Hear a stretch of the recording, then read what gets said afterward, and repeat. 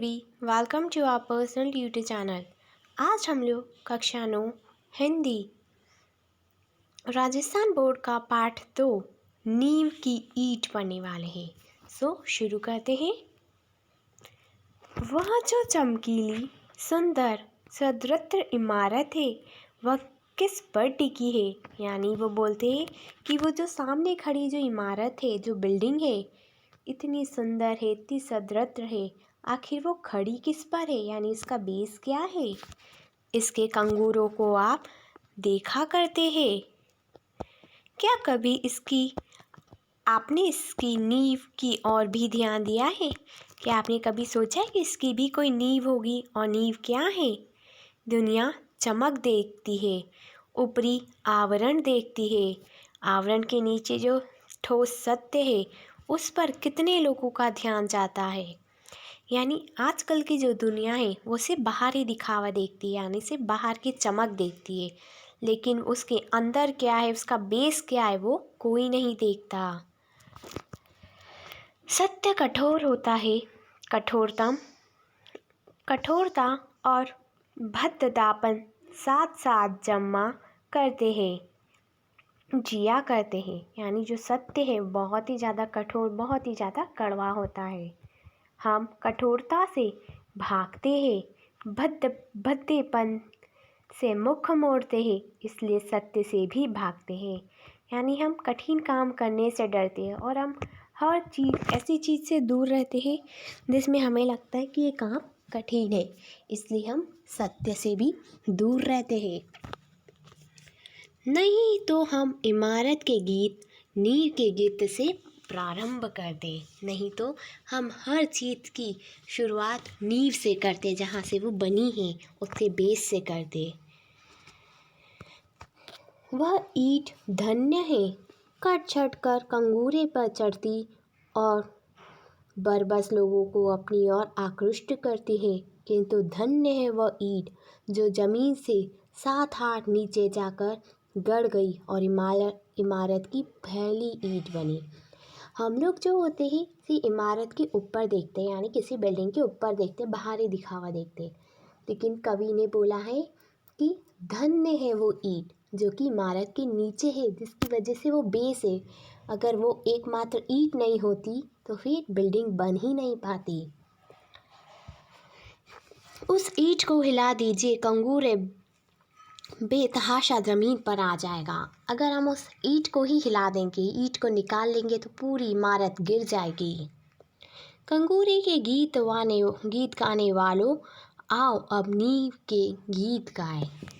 जो लोग कंगूरे के गीत गाते यानी इमारत के गीत गाते हैं, सो वो यहाँ आओ अपन आज नींव के गीत गाएंगे कि नींव नहीं होती तो इमारत खड़ी नहीं हो पाती। वह ईंट जो ज़मीन में इसलिए गड़ गई कि दुनिया को इमारत मिले, कंगूरा मिले।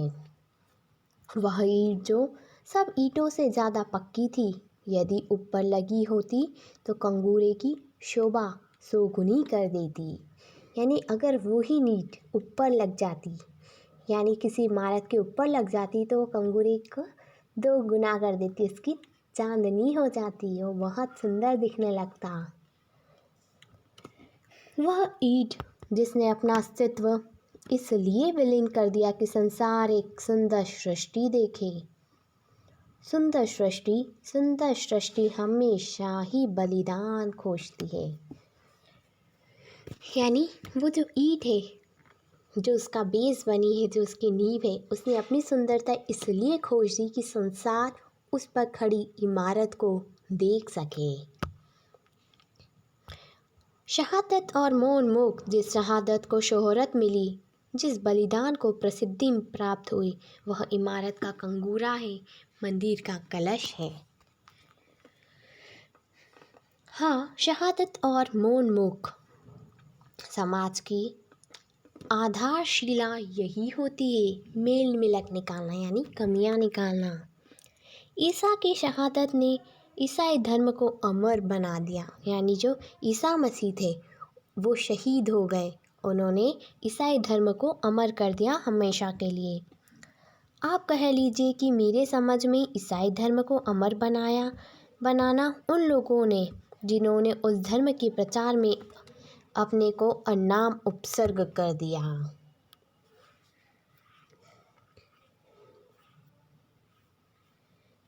उसमें से कितने जिंदा जला गए, कितने सूली पर चढ़ाए गए, कितने वन की खाक छानने जंगली जानवरों के शिकार हुए, कितने उससे भी भयानक जंतु की भूख प्यास का शिकार हुए। किंतु ईसाई धर्म उन्हीं के पुण्य प्रताप के फल फूल रहा है। वे नींव की ईंट थे, गिरजाघर के कलश उन्हीं की शहादत से चमकते हैं। आज हमारा देश आज़ाद हुआ सिर्फ उनके बलिदान के कारण नहीं, जिन्होंने इतिहास में स्थान पा लिया है। देश का शायद ही ऐसा कोना हो जहाँ कुछ ऐसे दधीची नहीं हुए जिनकी हड्डियों के दान ने ही विदेशी वृत्तासुर का नाश किया। यानी हमारे देश के कितने ही ऐसे दधीची है जिनकी हड्डियों से अस्त्र बने और उन अस्त्रों से राक्षसों का वध किया गया। सो ये उनका भी बलिदान है। हम जिसे देख नहीं सकते वह सत्य नहीं है, वह एक मूढ़ा धारणा। ढूंढने से सत्य मिलता है। हमारा कर्म है, धर्म है ऐसी नींव की ईंटों की ओर ध्यान देना। सदियों के बाद नए समाज की सृष्टि की ओर हमने पहला कदम बढ़ाया है। इस नए समाज के निर्माण के लिए ही हमें नींव की ईंट चाहिए। यदि हम चाहते हैं कि हमारे समाज में निर्माण हो, हमारा समाज भी आगे बढ़े, तो इसलिए हमें हर चीज़ की नींव पर ध्यान देना चाहिए, यानी उसकी बेस पर भी ध्यान देना चाहिए। अफसोस, कंगूरा बनने के लिए चारों ओर होड़ा होड़ी मची है। नींव की ईंट बनने की कामना लुप्त हो रही है। 7 लाख गांवों का नव निर्माण, हजारों शहरों और कारखानों का निर्माण, कोई शासक इसे संभव नहीं कर सकता। ज़रूरत है नौजवानों की जो इस काम में अपने को चुपचाप खपा दे, जो एक नई प्रेरणा से अनुप्राणित हो, एक नई चेतना से अभिभूत, जो शाबाशी से दूर हो, दिलबंदियों से अलग, जिसमें कंगूरा बनने की कामना ना हो, कलश कहलाने की जिसमें वासना भी ना हो। सभी कामनाओं से दूर, सभी वस्तुओं से दूर, उदय के लिए आतुर हमारा समाज चिल्ला रहा है। हमारी नींव की ईंट के धरे देश के नौजवानों को यह चुनौती है। सो बोलते कि हमें ऐसा व्यक्ति नहीं चाहिए जो कुछ काम करने के बाद अपनी वाहवाही करे।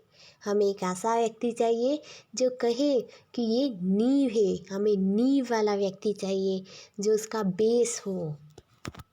सो ये पाठ में चुनौती दी है नौजवानों को, यानी युवा पीढ़ी को, कि यह तुम्हारी चुनौती है कि हमारी नींव की ईंट किधर है, पता लगाओ। So it's your work. If you know this answer, so please comment in comment box.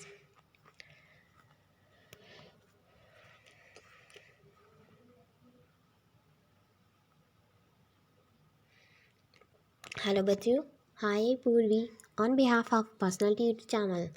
आज हम लोग कक्षा 9 राजस्थान बोर्ड हिंदी में जयेशकर प्रसाद के बारे में पढ़ने वाले हैं। तो चलो बच्चों, इन लेखक के बारे में पढ़ते हैं।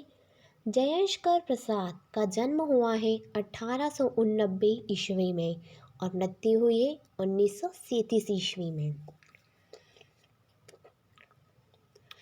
सो पहले अपन पढ़ेंगे लेखक परिचय।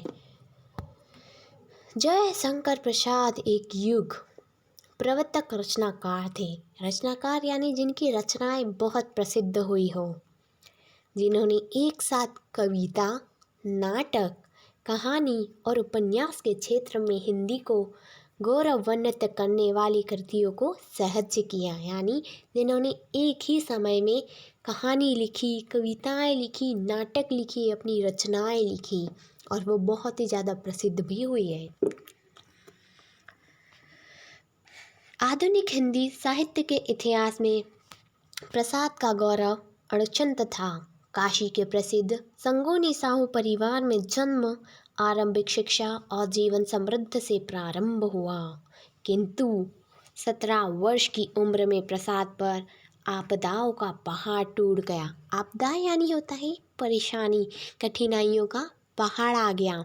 यानी जब प्रसाद 17 साल के थे तो उनको कई सारी परेशानी झेलनी पड़ी। प्रसाद ने धीरता और गंभीरता से विषमताओं का सामना किया। यानी प्रसाद ने हर मुश्किल का डटकर सामना किया। प्रसाद के साहित्य में प्रकृति को सचेत रूप के साथ साथ मानव के लिए लौकिक व परलौकिक जीवन की जैसी विविधतापूर्ण झांकी प्रस्तुत की गई है, वैसे ही आधुनिक युग के अन्य किसी कवि में नहीं मिलती है। यानी जिस तरह के कवि प्रसाद थे वैसा आज का कवि कभी नहीं हो सकता। कवि के रूप में वे निराला, पंत, महादेवी के साथ छायावाद के चौके स्तंभ के रूप में प्रतिष्ठित हुए। नाटक लेखक में स्वर्ण इतिहास के आधार बनकर गौरवशाली भारतवर्ष का रेखांकन कर उस समय के जनमानस में आत्मचेतन का संचार किया है प्रसाद जी ने। कहानी और उपन्यास के माध्यम से मानवीय करुणा और भारतीय मनीषा के अनेकानेक अनर्थ पक्षों का उद्घाटन किया। यानी उनकी जो कहानी है, उनके जो उपन्यास उन्होंने लिखे हैं, उससे हमें मानवीय करुणा कि कैसे मानव में करुणा उत्पन्न कर सकते हैं, कैसे मानवीय करुणा होती है, सब बताया गया उनके उपन्यास और कहानियों में। और भारतीय मनीषा, भारत जो है, भारत में भारतीय प्रेम कैसे रखा जाए, ये सब उनकी कहानी और उपन्यास में बताया गया है। अब हम उनकी कुछ कृतियाँ पढ़ेंगे कि उनकी कौन कौन सी कृतियाँ हैं जो उन्होंने लिखी है। पहला है कानन कुसुम, महाराणा का महत्व, झरना, आंसू, लहर, कामयानी, सकतगुप्त, चंद्रगुप्त, ध्रुव स्वामिनी, जनमेजय का नागयज्ञ, राजश्री। राजश्री एक नाटक है। छाया, प्रतिध्वनि, आकाशद्वीप, आंधी, इंद्रजाल जो कि एक कहानी है, कंकाल, तितली और इरावती। इरावती एक उपन्यास है, ये बहुत ही सुंदर उपन्यास है, आप भी जरूर पढ़िएगा। अब हम पाठ परिचय पढ़ लेते हैं। प्रस्तुत कहानी का मुख्य पात्र एक छोटा लड़का है जो अपनी असहाय अवस्था में आजीविका के लिए जादू के करतब दिखाता है और लेखक के सामने भी अपनी कला का प्रदर्शन करता है। ये जो कहानी है एक छोटे लड़के पर आधारित है जो बहुत ही गरीब फैमिली से बिलोंग करता है। वो जादूगर है, वो जादू दिखाता है ताकि वो पैसे कमा सके। छोटा जादूगर के नाम से संबोधित करने को कहना उस लड़के की अपने कर्म के प्रति दृढ़ता और निष्ठा का परियाचक है। इसी कारण मुख्य पात्र की विपन्नवस्था में भी पाठकों के मन में सहानुभूति से अधिक आदर का भाव उत्पन्न होता है। कहानी मानवीय संवेदनाओं को झंकार करने में भाव एवं भाषा की दृष्टि से समर्थ है। शुरू करते फटाफट से कहानी।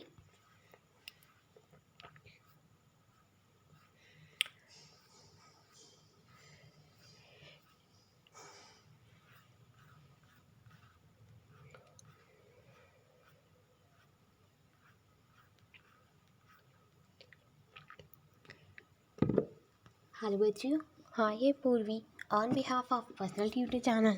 आज हम लोग कक्षा 9 राजस्थान बोर्ड हिंदी का पाठ 3 छोटा जादूगर पढ़ने वाले हैं। शुरू करते हैं। कार्निवल के मैदान में बिजली जगमगा रही थी। यानी कार्निवल का जो मैदान था वहाँ पर बिजली गरज रही थी। मैं खड़ा था फुहारे के पास जहाँ एक लड़का चुपचाप शरबत पीने वालों को देख रहा था। उसके गले में फटे कुर्ते के ऊपर से एक मोटी सी सूत की रस्सी पड़ी थी और जेब में कुछ ताश के पत्ते थे। उसके मुंह पर गंभीर विषाद के साथ धैर्य की रेखाएं थी। यानी वो जो बच्चा था, वो जो लड़का था, उसके मन में उसका जो चेहरा था, उसके चेहरे पे रेखाएं दिख रही थी। ऐसा प्रतीत होता है जैसे कि वो कुछ सोच रहा था। मैं उसकी ओर ना जाने क्यों आकर्षित हुआ। पता ही नहीं चला कि मैं उसकी तरफ क्यों अट्रैक्ट होता चला गया। मैंने पूछा, क्यों जी, तुमने इसमें क्या देखा? मैंने सब देखा है। यह चूड़ी फेंकते हैं, खिलौनों पर निशाना लगाते हैं, तीर से नंबर छेदते हैं। मुझे तो खिलौने पर निशाना लगाना अच्छा मालूम हुआ। जादूगर तो बिल्कुल निकम्मा है। उससे अच्छा तो मैं ताश का खेल में ही दिखा सकता हूँ, उसने बड़े प्रगल्भता से कहा। मैंने पूछा, और उस पर्दे में क्या है? वहाँ तुम क्यों गए थे? नहीं, वहाँ मैं नहीं जा सकता, टिकट लगता है। मैंने कहा, तो चलो, मैं वहाँ पर तुमको ले चलूँ। उसने कहा, वहाँ जाकर क्या कीजिएगा, चलिए निशाना लगाया जाए। मैंने उससे सहमत होकर कहा, तो फिर चलो पहले शरबत पी लिया जाए। हम दोनों शरबत पीकर निशाना लगाने चले। रास्ते में ही उससे पूछा, तुम्हारे और कौन है? माँ और बाबूजी। उन्होंने तुमको यहाँ आने के लिए मना नहीं किया? बाबूजी जेल में है। क्यों? देश के लिए, वह गर्व से बोला। और तुम्हारी माँ? वह बीमार है और तुम तमाशा देख रहे हो। उसके मुंह पर तिरस्कार की हंसी फूट पड़ी।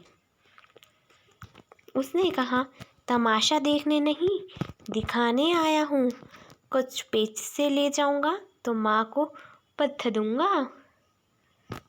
मुझे शरबत ना पिलाकर आपने मेरा खेल देखकर मुझे कुछ ना दिया होता तो मुझे अधिक प्रसन्नता होती।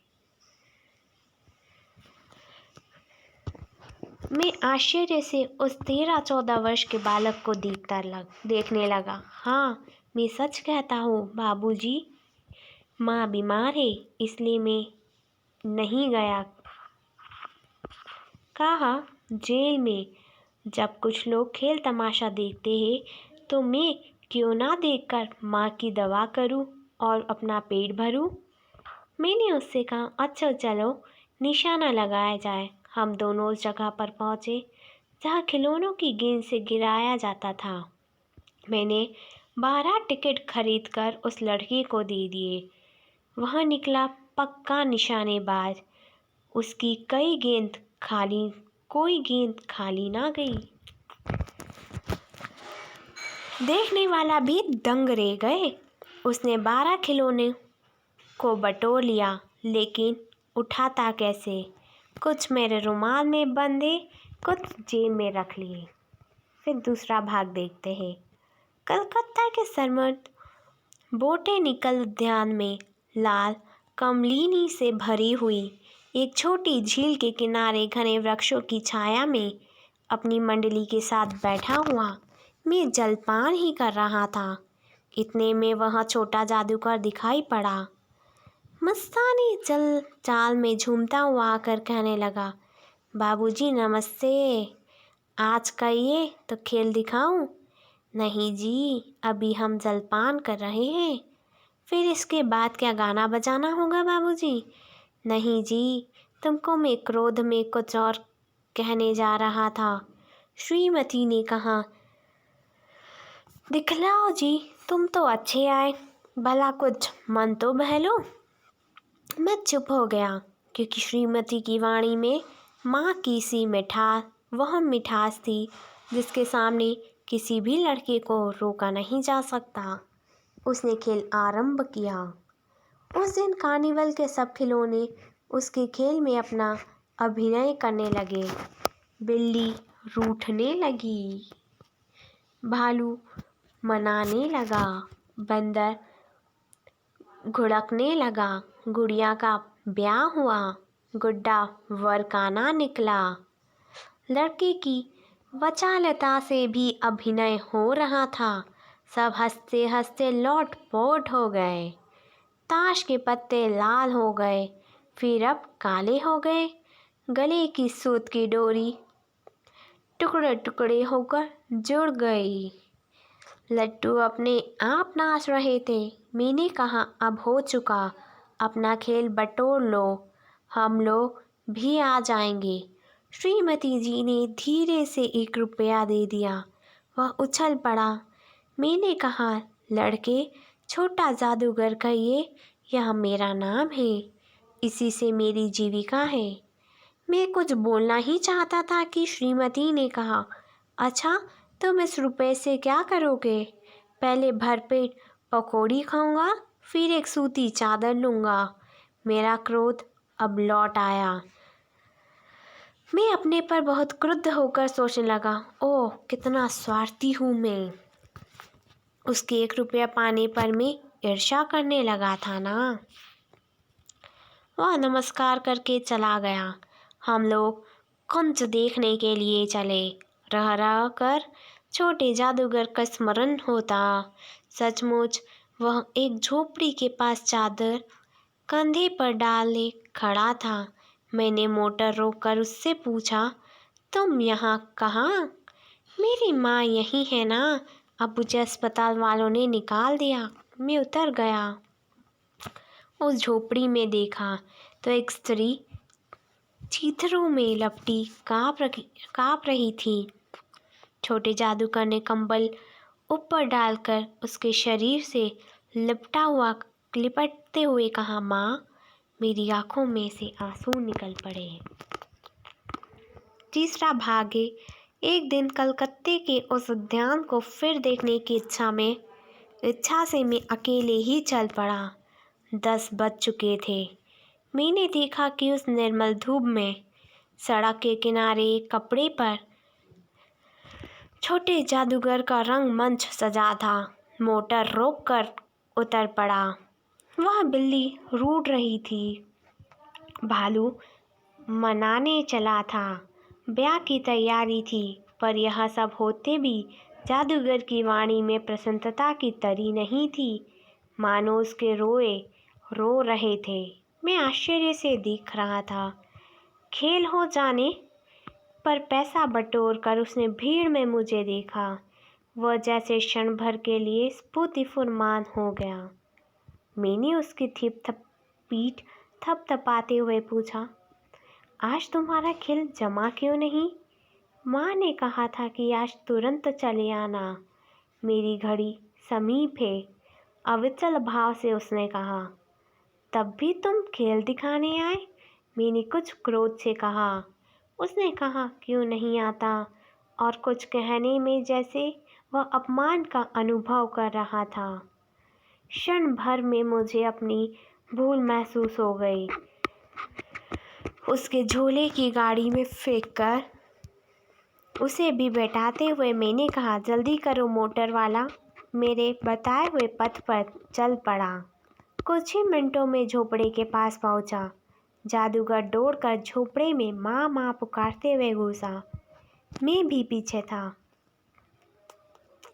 किंतु स्त्री के मुंह से बे निकल रहा था। उसके दुर्बल हाथ उठकर रह गए। जादूगर से लिपट कर रो रहा था। मैं स्तब्ध था। उस उज्जवल धूप में संग्राम संसार जैसे जादू सा मेरे चारों ओर नृत्य करने लगा। बच्चों, ये बहुत ही दर्दनाक स्टोरी थी। आई होप कि आपको ये वीडियो अच्छी लगी हो।